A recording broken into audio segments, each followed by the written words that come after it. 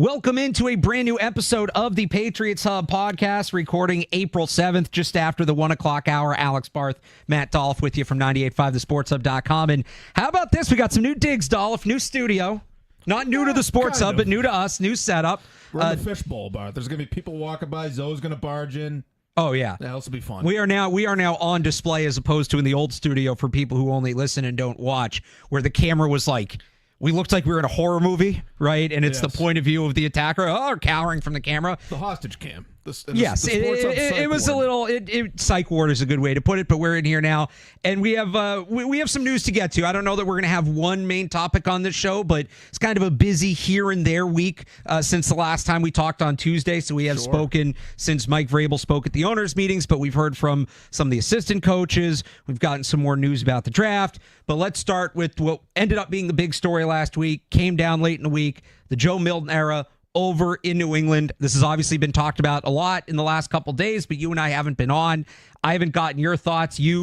I appreciate proofread my thoughts, my big bow on it piece of the Joe Milton era, but your thoughts on the deal. Well, Barth, I want to give you condolences. I want to ask if you're okay, but I'm kind of past that, and I think you just need to get over it. I think you need to move on with your life now. Look. You have a problem, all right? This is what I'm trying to tell you. As I said in there, it was 11 months, but what in 11 months it was. We'll always have the Joe Milton era. Unbelievable. It's rare when you trade the greatest quarterback of all time. My thoughts on the deal? Yeah. I've been going back and forth on like the reasons for it. What's the biggest reason for it? This is one of those classic stories where it's like anyone who's on a radio show or a podcast having to break down this deal is trying to come up with like, why did they do it? What's the reason? What's the one thing? Where it's not one thing. It's not. I don't think it was one reason why they traded Joe Milton. I don't think it was just because Joe Milton was being a pain in the ass. I don't think it was just because Drake May or maybe his family were being pains in the ass about it. I do think one of the big reasons that maybe isn't getting talked about quite as much, but Mike Reese sort of hinted at it in his Sunday notes, is that this is part of Mike Vrabel's culture building. Like, you might have to put Joe Milton almost in the same box as you would maybe David Andrews or Jawan Bentley, letting Dietrich Wise and Jonathan Jones walk to free agency. There were hints that maybe Joe Milton was a Gerard Mayo guy, and there's sort of a holdover there from the last game of the year where Gerard Mayo put him in there and said, go win me a game, kid, to sabotage this whole thing. That's a popular theory in town. I think this is part of the whole culture building thing, and I think that Joe Milton was sort of getting in the way of that because Vrabel goes into this saying, Drake May's my guy. He's the starter. We're going to support him as best we can. And if this guy, the 6th-round pick who had a pretty good game against backups and third stringers in Week 18 that were kind of trying to lose, frankly, the Buffalo Bills, this guy's coming in and he's telling me he thinks he should be the starter. Or he really wants the report said that he wants a chance to compete as a starter, but there are also indications that maybe he thought he should be the starter. Well, he's wrong. Joe Milton's wrong if he thinks he should be the starting quarterback based on that one game. And so if he's coming in and he's causing too many problems related to that, then I understand why Mike Vrabel said it's probably best that we get this guy out of the room. Now, there's the whole other side of that where it feels like they're catering to Drake May, right? They're catering to their starting quarterback. And look, in our limited interactions with Drake May, never struck me as a diva type. Never struck me as a guy that's like sort of entitled or feels any other young backup quarterback is sort of a threat to his job or anything like that. He's never really struck me that way, which is why I sort of buy the reports / rumors that maybe his family was being kind of a pain. Where you told me back when they drafted Drake May that, I mean, you might have been related this to Drake specifically, but you said it's like if Rob Gronkowski was a quarterback.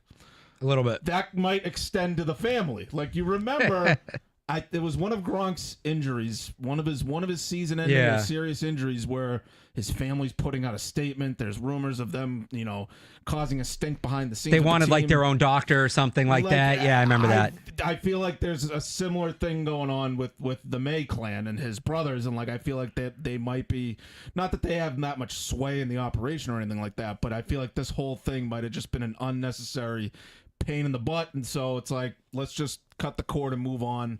I don't really care about the return. I don't think Joe Milton is good. Like, I'm not getting into that part of it where like people think they made a mistake trading him just as a player. Like, I don't think that's a big deal. Like, I get it that it's kind of a zero sum. It was kind of a waste of time to draft him with a 6th round pick and then make the trade that they did a year later. But I think this is all going back to if you had to pick one thing, it comes down to the culture building and what Mike Vrabel is trying to build. And I think a big part of that is his partnership with Drake May, committing to him as the starter. And if there's a guy coming in that's not going to accept that, then that's going to get in the way of the whole thing. And that's why I think they decided to get him out of the room before the team workout started. Do we breaking news? Jim just walked in here. No? Okay. Yeah, I get the culture stuff. For me, it was like the return doesn't bother me because I think a lot of people bothered by the return. And they saw him in the preseason. They saw him against the Bills. And look at this. Oh, like, what a player. Like, you do have to kind of put that in context of what it was. You look at backup quarterback trades around the league the last couple of years. And again, I wrote about this on 985thesportshub.com. They got kind of what they were always going to get for Joe Milton if they were going to trade him right now. If they were going to trade him right now, that's what they were going to get. I wonder if they'd had a 6th. Could they maybe have swapped a 6th for a 4th instead of a 7th for a 5th, whatever. But, like, this is what he was worth. I just wonder, could they have held out through the summer and somebody doesn't get the quarterback they want in the draft, somebody gets hurt, and now he has more value because the team's more desperate? Maybe not. Maybe they assessed the situation and said Drake's too uncomfortable or Joe Milton's pushing too much, and no, we can't wait until the summer, in which case you got to placate Drake May. We did this, and it's kind of different. I hate to bring this up because people will blame me, but like with Mac Jones, well, why does Mac Jones need all this help? He's supposed to be good. What's wrong with helping your quarterback? That's what all these good teams do. They kind of baby their quarterbacks. That's what you do. You want that guy to be in as best situation as possible. If they felt like they couldn't wait, fine. I get it. But look, they drafted him for a 6th. They flipped him for a 5th. And they traded a 7th, but they had to trade one of those 7th. If they didn't trade that 7th here, they're going to trade it somewhere else to move up. They weren't making 3 7th-round picks. They were going to have to do that. Although now, so here's the one caveat. I do still think they're going to add 2 quarterbacks because Josh McDaniels generally runs camp. The way he runs his camp, he wants 4 arms.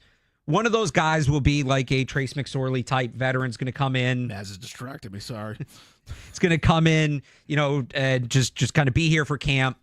Might not even play in the preseason games. He's just an extra arm on the team. The third guy, a lot of these teams now, most teams carry a 3rd quarterback because you have that emergency 3rd quarterback rule. Yeah. So is that going to be a veteran? Are they going to draft somebody? Does Elliott Wolf, who comes from that Packers school of thought, which is you can never have too many quarterbacks. You can never draft too many. It's a valuable position. You can always trade them for something. Does he look at what he just did with Joe Milton? Can I do that again? Now, you're not going to get a guy with Joe Milton's traits in the 6th round this year, or probably ever again. But there's some guys that have some interesting things going on. Brady Cook, Seth Hennigan, Taylor Algersma, like late in the draft, or maybe even UDFAs. But I still think there's going to be a rookie quarterback in. What I hope they don't do is use that 5th-round pick they got for Milton and take a quarterback. That would be a waste. Like, just get a guy super late who's toolsy and do that. Like, at this point, to me, it's committed Josh Dobbs as QB2. And that's the other thing I wonder about Milton. I wonder if he was told or if he was under the belief that he was going to be the 3rd quarterback again. And so in going to Dallas, people look at that and say, well, how does he have a better chance to compete in Dallas than he does in New England? Well, if he was going to be the 3rd-string quarterback here and he was going to have to battle Josh Dobbs versus in Dallas, he should have a good chance to beat out Will Grier, and now he's the definitive backup behind a guy that struggled to stay healthy. He's not going anywhere, but has struggled to stay healthy. I can see how Dallas is a better situation for Joe Milton if the assumption was he was going to be the 3rd-string quarterback here, not the backup. Oh, yeah, clearly. Like, that's another, interesting detail to it that, they wanted to do right by Joe Milton. So, that, I heard that, and my read on that was, look, Drake, his family, they're being really annoying about this. I'm sorry. We just have to get you out of there, but we're gonna do you a solid. We're gonna send you somewhere where you have a chance to compete. So maybe it was really he wants a chance to be the starter, and they told him that you're not gonna have that opportunity here. So it's like, all right, we'll try to work with you on that one. So that was the part that surprised me. I was like, did you broker the deal, trying to do right by Joe Milton? I don't have a problem if they if they left a 3rd-round pick on the table, obviously bad. But if they didn't, if all things are more or less the same, and it kind of sounds like they were, I don't mind them doing right by the player, because how much did we talk about before free agency? How this team needs to pick up some goodwill with the players of the league as a whole. Yeah. So Matthew Judon, Joe Milton, if it doesn't really impact the return, I have no problem with it. I have no problem with it because they need to be in good stand. I don't know off the top of my head who's Joe Milton's agent is, but does his agent represent other guys you're going to talk to down the road? You've now helped his client out. Yeah, no, Vrabel goes to Joe Milton and says, hey, go up to Micah Parsons and just let him know Vrabel's a great guy. Yeah, exactly. He will do whatever you want. They'll give you whatever you want. So there's a couple other points that I wanted to hit on with that last commentary on Joe Milton and the trade and all that. First of all, it's going to be very interesting to see what they do with the third quarterback spot, where it's say Drake May and his family were being annoying about them drafting another quarterback. Hopefully that's just an isolated thing from just this past draft and this past year and this particular player, Joe Milton. I think Joe Milton, whoever they bring in is not, even if they get Donovan Smith or Brady Cook or one of these big arm or athletic guys that are down there, they're not going to get Joe Milton. They should not have to worry. Joe Milton was rare. Joe Milton's kind of a unicorn prospect. I'm with you. I kind of hope that relates to Joe Milton as it is. Because, look, at a certain point, you got to tell him, we have to have a backup quarterback. Get real. There has to be somebody else in the room. That's the point I'm making is so what, they can never draft another quarterback? Because Drake May, it's going to make Drake and his family upset. No, you gotta take some other quarterback, whether it's a 6th-round pick or whether you sign another veteran off the street. But they can't do the veteran off the street thing every year until the end of time. They're going to have to draft a quarterback at some point. So you got to hope that that's not going to be a perpetual issue, and it was just sort of an isolated incident where they drafted Drake May with the 3rd overall pick.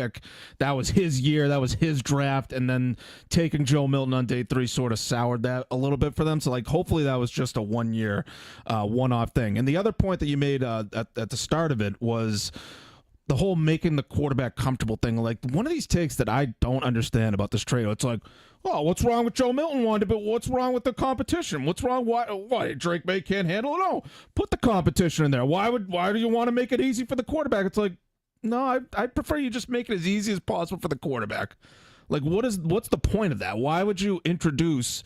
I think it was Tim McCone that said it earlier on Zone Beetle. Why would you introduce unnecessary problems? Why would you introduce unnecessary roadblocks? I think is what he said, obstacles to the quarterback. I think it was Mike Reese and Ian Rappaport. They said clear the runway.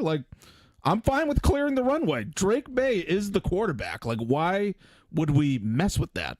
You don't I'm fine catering to the star. Yeah. Especially if he's a franchise elite quarterback. I'm okay catering to him a little bit. It's different if it's we're talking about the linebacker room, the number 2 and 3 cornerback. Bring in competition. This is the starting quarterback. If Joe Milton is going into that room and saying, no, I think I'm the starter.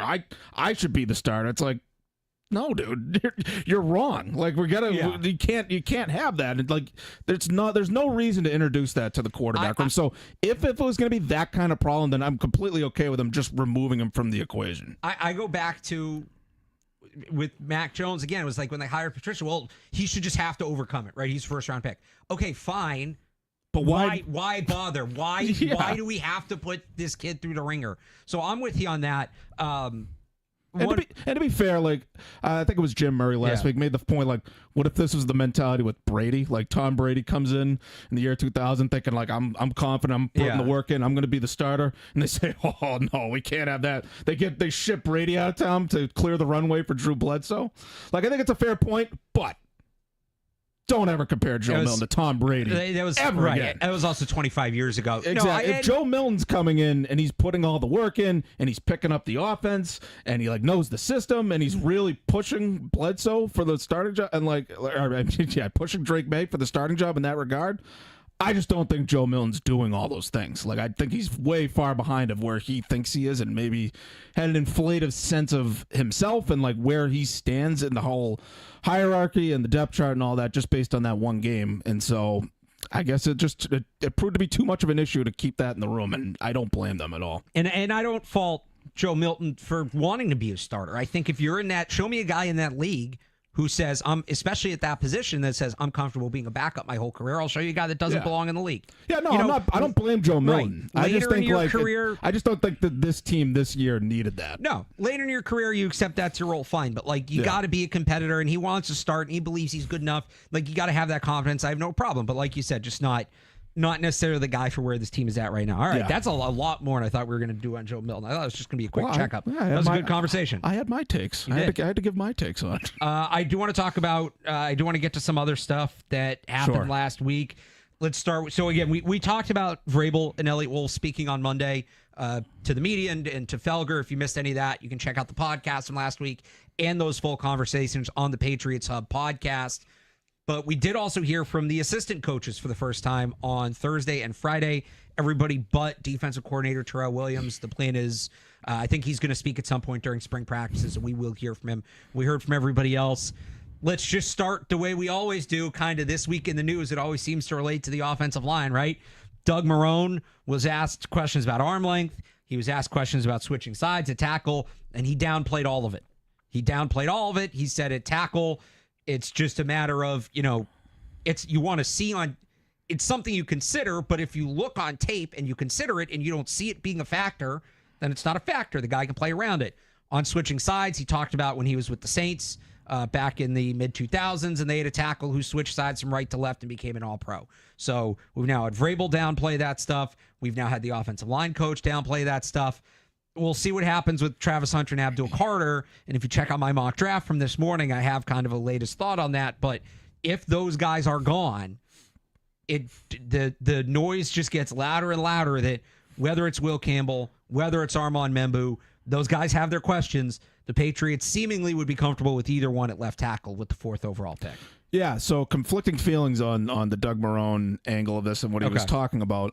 I'll start with the positive. Yeah. The positive is that he's talking openly about Will Campbell, Armand Membu, and he mentioned other Josh Carnley and other guys that he was involved in sort of recruiting in the recruiting process. When he was at Alabama, yep. So he's talking openly about, high-ranked prospects at the position. And so that tells me they're going to invest heavily in tackles at the draft, whether it's Will Campbell at 4 or whether they trade up into the first round or high up in the second round to take their tackle. They're not going to ignore the position the way they have in previous years. I know that's been it's been one of my big concerns that they sort of ignored it in free agency, but they are going to make a big investment at tackle in the draft. And Doug Marrone is a guy that, more than most guys in the league where you think that he has the ability to mold them into a starting left tackle if he has to, whatever he has to do, whether it's moving Armand Membu to the left side or getting Will Campbell to use his arms properly. I know one of the things he says is I've had guys with 34-inch arms that didn't use them right. Yep. I've had guys with shorter arms that made the most of it. Yeah. And so I give Will Campbell a good chance based on his other athletic abilities, and we talked about it last week, his whole intangible, those aspects. I give him a good chance to sort of work on that and sort of make the most of whatever physical limitations he might have, mainly with the arms. And so that's good. They're going to invest high in the draft in a tackle. The concern here is that this is my big overarching concern when they hired Mike Vrabel and they started hiring, they brought Josh McDaniels back and they hired Marrone. They hired all these experienced coaches where it's are they just going to think that they could just hire a great coaching staff and that's going to make up for lack of talent? We don't need to invest too much in talent. We got this great coaching staff. They'll get the most out of these guys. And so that there's just a double-edged sword there where Doug Marrone is here. Yeah, very good offensive line coach. I'm confident that they're going to get the guys, all on the same page and all that. But where is the talent going to come from? Are they going to actually invest in talent? And so some of the concerns are alleviated that they're probably going to invest in a high draft pick at tackle. And so it'll be better than what they had last year. They're gonna upgrade over last year, which is good. It's just I feel like there's a little bit of risk involved when it comes to you're talking about moving Armand Membu from right to left, and as you said, Tristan Wirfs is the only starting left tackle that played right tackle full time in college, so relatively rare to do in that. The last 10 years. Tyron Smith did too, but that was an eternity ago. Well, a decade is a pretty good sample size. I would say so. But and then there's Will Campbell with the arm length and all that, so it's there's an element of the coaches are going to have to sort of work with it and get more than we're kind of expecting. Yeah. It's not the same as if they just signed Ronnie Stanley and just plant him in there. You're our left tackle. And so there's still going to be questions about the left tackle spot even going into camp and like who's going to play there and are they going to get the most out of that player. I just think there's still work to do there. So I guess some of that to me, though, if I can just push back a little bit, is the nature of what this offseason was. Right? They couldn't get Ronnie Stanley. They didn't have a chance. Maybe they should have gone in on Robinson, on Cam Robinson, but it sounds like they were uncomfortable. Your point about the coaching staff, and all right, well, we have this coaching staff, so we're going to go to the side on talent. I almost feel like this is the opposite. You're drafting Campbell and Membu because they have natural talent. It's up to the coaches to get them drilled up on the technique and like you are betting on the coaches, but to me, being like, well, we have really good coaches, so we don't need the talent and maybe this is semantics, would more so be, all right, well, we have really good coaches. Yeah, these guys are more talented, but they're not exactly what we want. So we'll take the guy who's more exactly what we want in the makeup, who's less talented because we can bet on the coaches versus, to me, taking Campbell or Membu is we're bringing these guys in because they're talented. They're not, it's a little bit of a square peg in a round hole, but we believe because they're so talented, we're going to be able to make them fit. So again, maybe that's just semantics. There's still coaching involved either way, but I feel like what they would have done in the past is, all right, well, we need a left tackle and we want a guy who checks this box for the personality and this box for the experience and this and this. And, oh, the guy that checks all 10 of those boxes really doesn't exist until the 5th round. Yeah. So that's where we're getting our tackle. Or just we're confident in Vidarian. Or Vidarian Lowe checks the boxes more than anybody else, right? I think that is why the concerns are a little alleviated. It's like they're going to invest in a talented player early in the draft, whether it's first round, whether it's at the 4th pick or the 2nd round. So they are going to invest in a talented player, which is good. Yep. And so that's better than like, we feel like we can get the most out of Vidarian Lowe, and maybe we'll move Caden over from right tackle to left tackle like that. That I would have been completely out on that if that's what Marone was saying. So I think it's fair that they're gonna invest in a high draft pick. Whether people will have their questions about those specific players, but like you said, I guess this is just that kind of year where it's like they couldn't get Ronnie Stanley, never even hit free agency, and then draft. You have imperfect prospects. There's no perfect answer at that position, but it's just it's hard not to be a little concerned where that's their biggest spot, biggest area of need again going into the offseason. And it's unfair to say it's their biggest question mark going into the season, assuming they draft a Will Campbell or an Armand Membu. But there's just going to be work to do. It's not going to be a slam dunk like what you're going to get out of that. So I think that's just going to be something we're going to have to watch throughout the summer. So another position we got some news on this week, and this is kind of twofold, that we haven't talked a lot about. We talked a little bit about, but not a lot about, is running back. And this kind of came in 2 stages, and it goes back a ways. So Tony Dews, the running backs coach, he talked this week. And first off, we'll start here. I got to ask him about Ramondre Stevenson and the fumble issues, and I wrote about this on 98.5thesportshub.com as well. Talked about how they want to coach Stevenson up, and he's a believer in Stevenson, and he has been since Dews was with Tennessee, scouting Stevenson coming out of the draft. And he talked about how it's a mental thing first and foremost. Once they kind of clear that, it's in the past with the fumbling issues. Then you start to put on the tape and look at the technique. But it was only really last year that Stevenson had a fumble issue. 7 fumbles last year, 7 combined his first 3 seasons. So Tony Dews seems to think he can work his way out of it. Mike Vrabel also was supportive of him at the owners' meetings last week, saying he believes that there are things the team can do to help Stevenson get in a better place when it comes to the ball security. So the people who are on the trade Ramondre Stevenson, move on. Ashton Genty at the top of the draft, whatever. I think Stevenson's the lead back again this year. I think he is. I think they believe that they can turn around what went wrong for him last year, and they're still going to have faith in him leading the rushing attack. Yeah, I think as far as him and pretty much anybody else on the roster that might have taken a dip in performance last year, it's like... that hasn't gotten cut. You kind of... Yeah, they haven't already moved on from.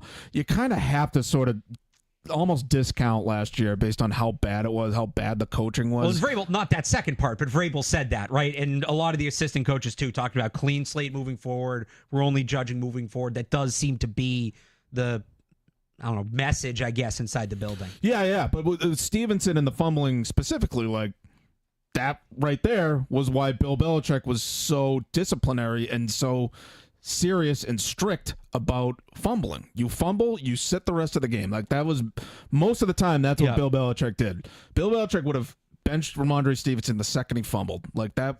But, Jerome Mayo keeps putting him back in there.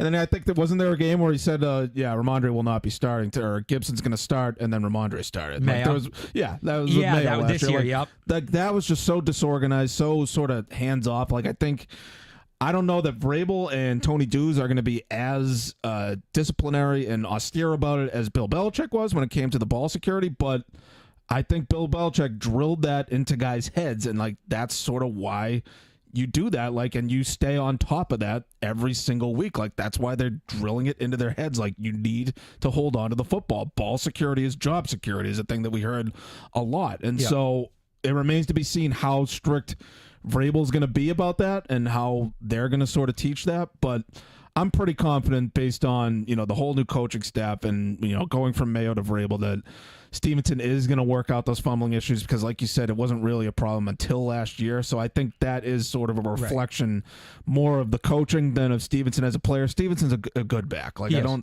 Maybe they overpaid him, that they didn't need to give him that 4-year extension necessarily.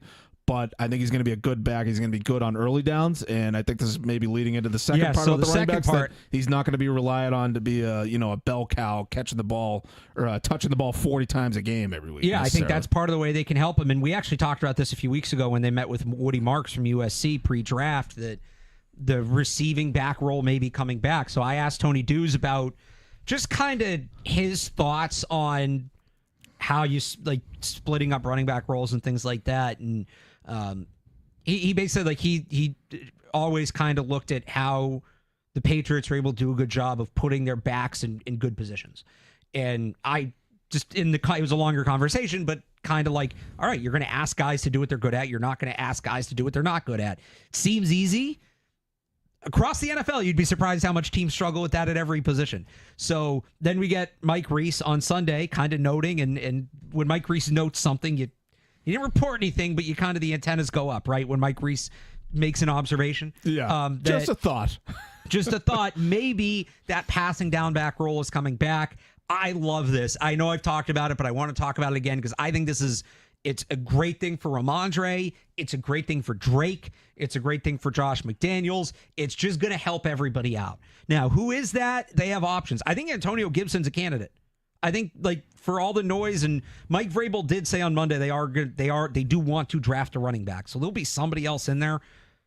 Is it an early down back? Is it a passing down back? We'll see. I think it could be Gibson, but if they do go in the draft, there are options. Woody Marks is one who they met with. LaQuint Allen from Syracuse led all running backs in receiving in college football last year. Brashard Smith from SMU is a converted receiver, ran a 4.39 40, so also gives you some speed in the offense. If they want to go a little bit richer, right? So these are all day 3 guys. Dylan Sampson from Tennessee. People don't realize how good of a pass catcher Cam Scatabo is. Now, I don't know if they're going to go that high. I think this is going to be a day 3 thing. James White was a 4th round pick, and in this draft, like, people might roll their eyes at that, and they see where like Brashard Smith and LaQuint Allen and Woody Marks are projected, and they look at that and they say, you're getting all hot and bothered over a 6th or 7th round pick fixing the offense. Most years, those guys are 4th round picks.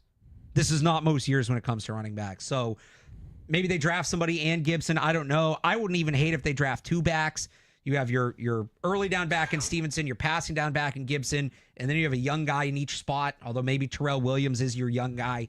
Not Terrell Williams, Terrell Jennings in that early down back spot. But I love that it seems like McDaniels is going to bring back. I hate calling it the James White role because I think that kind of defaults into comparing that player to James White, which isn't fair. But I like that role's coming back. Well, I mean, that's what we do here, right? That's right. What we want everyone to be a new version of what they had when they were winning Super Bowls. So I don't mind the comparison. It's not like James White, yes, he was a great player, but is it absolutely impossible that they could get another like similar James White type player in the draft? No, it's not impossible. Great. Like, who knows? Like, he's not going to have Tom Brady throwing in the ball. They're not necessarily going to be in the Super Bowl every other year. But can you get a guy who can be a reliable with his hands, runs decent routes, be a safety valve, catch a little dump off every now and then, catch a little screen pass. Like they've really been missing that pretty much ever since Brady and James White were gone. Like ever since James White they never left. replaced James White. Like Brandon Bolden did it for half a season. And speaking of Brandon Bolden, I will remind people, like if you're looking at players for this role, though, don't forget pass blocking is maybe the biggest part of it. Don't just look for guys that can catch the football. You got to be able to pass block. Jim, were you gonna? What's Lofty doing back there? You have a thought? Back the mic. Okay, I thought you were grabbing the mic to start talking. Okay, Jim's in here making sure the mics work because again, new studio. We're trying this out. Any other thoughts on the running backs? Well, I think it would be good to just have that, like I said, a safety valve for Drake May. I feel like he didn't really have anything like that last year. I felt like he dropped back and he felt like he had to just heave it down the field to Kayshon Boutte. Like Kayshon Boutte was his safety valve 40 yards down the field. So it'll be good to have a running back that can just swing out and throw him a little dump off every now and then, maybe get a drive started that way. And so, like that's a sign that like Josh McDaniels is going to bring back a lot of the same elements that we were used to seeing when he was here before. And so I think it'll be good for Drake May, and I think it'll be good for the offense. One more thing for me, just from the coaches, Jeremy Springer said they are bringing in another kicker to compete with John Parker Romo. Maybe not the biggest surprise, but we get some confirmation on that. He also said, and I've worked under this viewpoint for a long time because this is what they did under Bill. If they were going to bring in a kicker, veteran market, rookie, whatever, it had to be somebody with experience kicking outdoors in inclement weather. They weren't drafting guys who grew up in the South and kicked in the South or were indoors or whatever.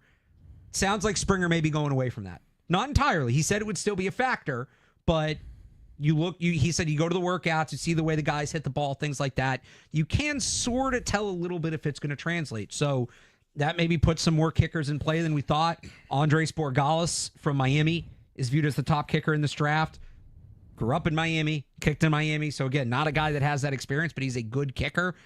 I'm still going to pound the table for Ben Sauls. 7 for 10 from 50-plus last year. Did a great job kicking in Acrisure Stadium, which is viewed as arguably the hardest stadium for kickers in the NFL. Now, Springer was big on consistency, and the thing with Sauls, he has 2 really good years in 2022 and 2024. 2023 is not a good year for him. He took a big step back, so if they want consistency, that may be something they look at that they don't love. But I think it's going to be one of those two guys. And Sauls also told me at the Combine he had worked with Springer a little bit going back a few years. So there's some familiarity there. So there's a couple other kickers. I think it's Tyler Loop is the kid from Arizona, something Loop from Arizona. So maybe it's him or whatever. But there's going to be another kicker in here. My guess is it's going to be a rookie. I don't know that they're going to need to draft somebody. They have those 2 7th-round picks, so maybe they will. But this isn't, there's no Jake Moody in this class where if you want this guy, you're going to have to take him. You're going to have to make an investment to take him. I don't think we're getting Chad Ryland in the 4th round. It's going to be late or UDFA, but there will be another kicker in here. And he left the door open for it to be another veteran. The veteran market, unless they're going to bring back Nick Folk, is kind of just empty. Yeah. So I think it's going to be a rookie. Yeah, that makes sense. And look, like they have so many other needs, and they just need so much immediate talent that they don't need to get that at the kicker spot necessarily. I don't think they need to use too high of a draft pick on that. Like maybe use one of those 3 7th-round picks. They use 220 on a kicker. You're not losing sleep over that. Exactly. Yeah. So use one of your late day 3 picks or sign someone. I'm fine with that. Honestly, Barth, I think all they got to do is bring in a few guys for workouts, crank the AC. Turn the heat off, turn it down to, a good 40 degrees or so. Get some of those big fans out. Put like a freezer. Yeah, put them in a freezer. Open the freezer, the Saints put it in front of them. did that with the quarterbacks last year. Did they? I think they were going to Green Bay for a game. They were playing somewhere up there where it was supposed to be like historically cold. Yeah. And there was a report that like they were literally they cleared out the walk-in freezer in the team cafeteria, and they were doing the walkthrough or some sort of walkthrough. You can't fit 22 players in there, but some sort of walkthrough in the walk-in freezer. So it's not unheard of. I love that. Yeah, I was just talking out of my patoot. I didn't know the team actually did something like that. But yeah, like look, kicking, it's a mental. A lot of it is mental, and like kicking in inclement weather, a lot of that is mental too. And like, yes, there's physical things that you have to account for, like the wind and the ball might get heavier in the cold weather and things like that. We all know about the air in the football at this point in New England, and so like there's things that you have to consider. But like, I think just the ability to kick in cold weather or the snow or wind or whatever, it's all just about focus. And so like, I know that's hard to sort of project out. But that's what they got to work on. They got to meet these guys and see if they can, figure out based on just meeting with them. Like, does this seem like a guy that doesn't really care about that stuff. He can kick in any kind of weather. And like, I know Jeremy Springer, those interesting comments. Like, I want to go see how the ball looks coming off his foot and like how it spins and all that. And so like that, I think, is important to note. Like, you don't want to get a guy who sprays the ball all over the place, but he kicked in upstate New York, so we're going to take him because he's like, I care more about how do you kick the ball. And then it's really just, it's hard to figure out because there's nothing you can really quantify, but like, it's really just more of a mental thing as far as kicking in cold weather. And you just got to hope that they land the right guy for that. Anything else on the coaches? Yeah, Josh McDaniels. He sounds like he's going to install a lot of the same, terminology, the foundation of the offense. But I'm just interested to see how the system looks and like what does the running game look like. I feel like we were going into this thing thinking, well, it's going to be the same as what it usually was, power gap running game, and then maybe something similar in the passing game where like you read the defense, everyone's on the same page, and you just have overall route concepts that you just sort of put together, and you put together the playbook that way. I just wonder when he took a year off and he looked at college offenses, like he felt like he was sort of humble, like to sit back and watch. He said, I got to see how someone else runs their offense, which is funny to think about. Like before he left here for the Raiders, this was sort of all he knew. And he worked with Tom Brady all those years where it's like he never really had that experience other than being with the Rams for a year or two. That like what's it like, to see someone else run an offense, see how someone else does it, and then to see different college offenses. Like you wonder if he's sitting in the film room and he saw a couple like play concepts that he didn't really think about before. It's like, oh, I'd like to try something like that. So I'm very interested to see if it's like very similar to what we're expecting, or if there's going to be like a whole new look to the offense that we weren't expecting. And it's going to be a big opportunity for McDaniels to. This isn't the first time that he's got to work with a different kind of quarterback, but like this is the first time since Brady where like Brady was almost like another coach, right? Like he was almost a de facto offensive coordinator when he was here. This is the first time where he gets a quarterback with the talent of Drake May, especially the passing talent, and to sort of build an offense around him from the ground up. Like this is different from Cam Newton, who couldn't really throw the ball anymore.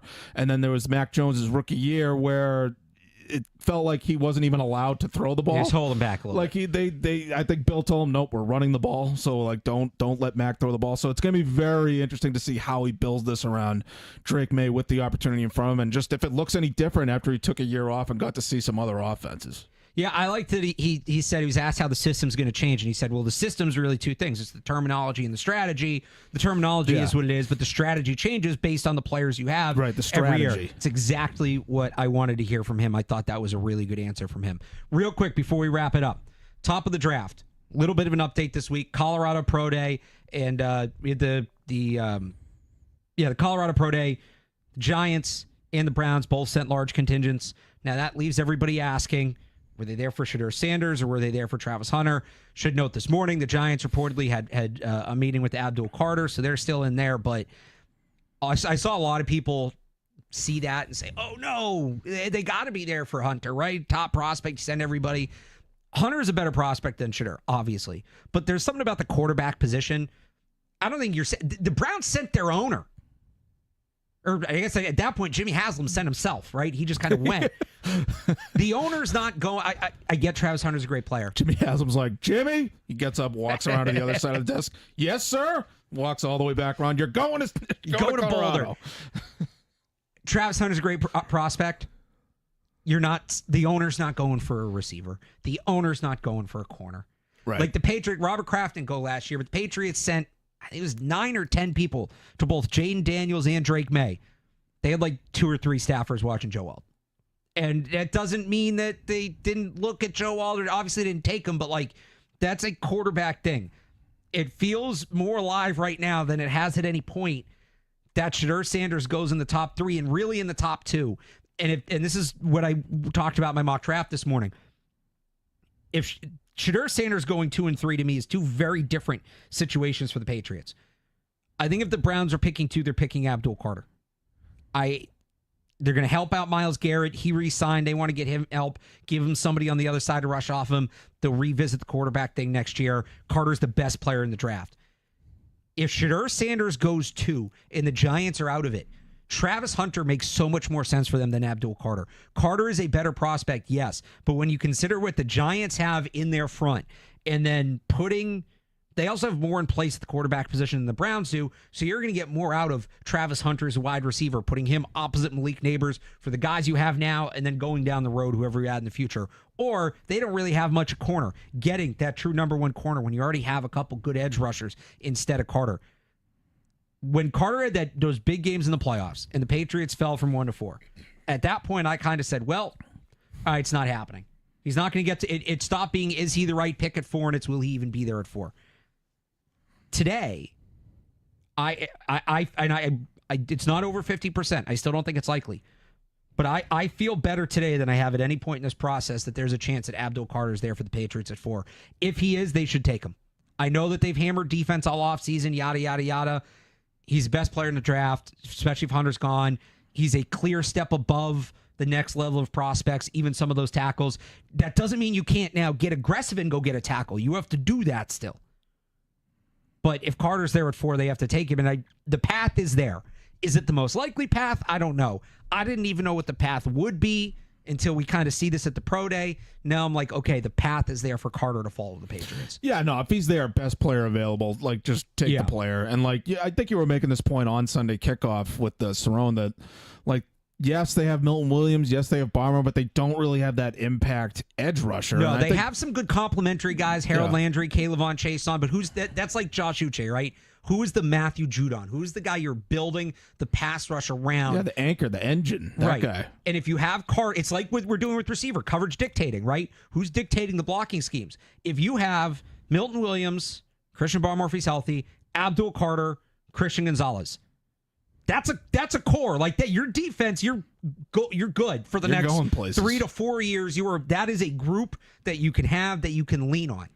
Sorry, I just continue. Yeah. Well, look. If they take Abdul Carter and say, "What are they doing? They need a tackle." It's like, well, no. You just take the best player available. This is what you want to be in the draft. Is that you can just take the best player available, and that Abdul Carter is sort of a no-brainer the way the draft has sort of shaken out. Best player available, and he still plays a premium position. It's not like with Genty. Yeah, exactly. Like you want to have a premium edge rusher at some point. Yes. Like if he's the closest thing to like a sort of all-pro type of like caliber, like high-end elite guy at that spot, then yeah, you have to take him, and then you figure out your tackles and your receivers and whatnot later in the draft. Like they got plenty more picks to work with, and so yeah, like I'm holding out hope that there's some late-breaking hype on Shedeur Sanders. There's a few weeks to go over to the draft, so I'm Elliot Wolf was hyping him up with Felger last week, so he did his part. He's doing his best. Like I'm interested to see if there's some reports that come out in the coming days, especially with the Colorado happening over the weekend, that like maybe there's more interested in Shedeur Sanders, that it sort of bubbles up and like eventually it gets to that 2 or the 3 spot where it's like teams feel like they have to move up now. And so yeah, that maybe that pushes Abdul Carter down to the Patriots. I'm holding out hope for that. And I just actually had another thought on this relates to Travis Hunter. This is another thought I had on the assistant coaches. Todd Downing, their wide receivers coach. He was talking a little bit. They asked him about someone asked him about his experience coaching receivers. Oh, yeah, I didn't love this quote. This I'm terrified about, Barth. He said something like, "Look, I'm not the footwork guy. I'm not a guy that's going to be able to give you a technical point on your things, but I do know football." And it's like, okay, well maybe he can lead the room and keep them in line and all that, but you just go through the other coaches. I may not be the greatest drill footwork specialist out there. This isn't the whole quote. But I know football, and I know what it takes to get the receivers open on time. I know what the quarterback's thinking from a coverage standpoint. Yeah, so like that tells he was a passing game coordinator, right? So he can be a big picture, like this is what we need to do as a unit. This is what you guys need to do generally to get open. My concern is if you have a receiver who has a problem with his footwork, he's not getting off the line the right way, he's not running, he's not breaking his route the right way. Who does that guy turn to? Who's going to look at that? Who's going to notice that? I think it's got to be Stephon Diggs. Stephon Diggs is your assistant wide receivers coach, I think, Barth. Because the other offensive assistants, they're quarterbacks, right? Yeah. So, like, those guys have quarterback backgrounds. They don't really have that. It would be nice to still have a guy like Troy Brown around, a guy who played the position that can look at it and maybe notice something with his footwork or his route running, like the finer details of it. And so you really hope that they can thread the needle that way, because it feels like they're going to have to lean on Stephon Diggs to almost be a player coach. This is why I wish they would have added. I get, so like Downing, he's going to be able to install the offense and get everybody on the same page with Drake May, which is good. Sure. But the technique thing does worry me. And it's why I wish they'd gotten an assistant wide receivers coach. And actually, while we were recording this, Wes Welker just took a job with the Washington Commanders staff. Like, they couldn't have gotten a guy like that. So that quote did worry me. But that I wanted to relate it to Travis Hunter, where it's like, I think he's another high-end prospect. I think he'd be a really good receiver. The route running is what needs to improve. He's a little unpolished with the route running. He's got work to do there. Like, I know you said he's got the physical abilities to do it, but there's just work to do there. And so, who does Travis Hunter work with? That's a good question. If they were to land him and bring him in, like, I feel like that's going to be another thing we're going to have to watch. And like, not that I'm an expert on footwork, and like I would notice watching receivers play football, but like, they're going to need someone in the building, I think, to handle that. It might have to be Stephon Diggs the way it is right now. Well, this is what it's going to be. Next 2.5 weeks, nitpicking, because this is the weirdest time in the draft process. Everything's done. I think there's a couple more pro days left this week, but like, Hayes in the barn. And, I'm looking at, all right, pro days are done. We're getting here. We still got 2.5 weeks left. So this is where it gets weird. This is where everybody just lets their minds wander, and there's nothing to adjust your takes. There's no new information. You just get caught trying to come up with new thoughts. So it's the silly season. It gets like exponential. This is the silliest of silly season. But we've held Jim Lau hostage here for long enough, wrapping this thing up. So good show, a lot to get to. We'll be back next week as silly season keeps getting sillier. In the meantime, if you want more of these podcasts, check them out. The Patriots Hub Podcast, wherever you get your podcasts. You can also subscribe to the Sports Hub YouTube channel where we post all these and air them live. If you're missing them, you're hearing them later. You can hear them live. And we'll have more, of course, on 98.5 thesportshub.com, including my second NFL mock draft. First time I went 40 picks. I usually stop at 32. I went 40 picks this time. And you have coming this week. Mock draft next week. I'm going to have a thought on the Patriots free agents. I've just been pushing that back because we got a new website coming, so I got to wait till that's up and running, and then we'll get that fired. We have a new website coming. I think Tuesday afternoon is the plan. We think. Hopefully, knock on wood. So you'll see us there. You'll hear us next time. Until then, for Matt Dolloff, I'm Alex Barth. Thanks for tuning in. We'll talk to you next time. Bye.